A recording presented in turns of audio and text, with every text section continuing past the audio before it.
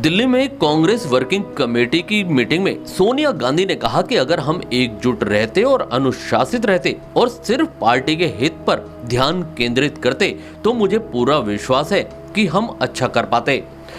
कांग्रेस अध्यक्ष सोनिया गांधी ने शनिवार को पार्टी के G23 समूह के नेताओं को निशाने पर लेते हुए कहा कि वह ही पार्टी के स्थायी अध्यक्ष हैं। कांग्रेस अध्यक्ष सोनिया गांधी ने शनिवार को पार्टी की G23 समूह के नेताओं को निशाने पर लेते हुए कहा कि वह ही पार्टी की स्थायी अध्यक्ष हैं और उनके बात करने के लिए मीडिया का सहारा लेने की आवश्यकता नहीं है।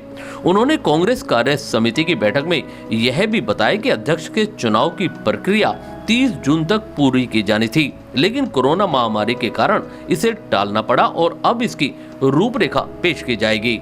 कांग्रेस अध्यक्ष सोनिया गांधी ने आगामी विधानसभा चुनावों का उल्लेख करते हुए कहा कि हमारे सामने कई चुनौतियां आएंगी, लेकिन अगर हम एकजुट रहते और अनुशासित रहते और सिर्फ पार्टी के हित पर ध्यान केंद्रित करते तो हमें विश्वास है कि हम अच्छा कर पाएंगे।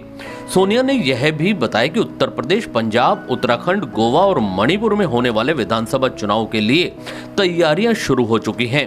उन्होंने संगठनात्मक चुनाव का हवाला देते हुए कहा, पूरा संगठन चाहता है कि कांग्रेस फिर से मजबूत हो, लेकिन इसके लिए जरूरी है कि एकजुटता हो और पार्टी के हित को सर्वोच्च रखा जाए। इन सबसे ऊपर आत्मनियंत्रण और अनुशासन की आवश्यकता नजर आती है।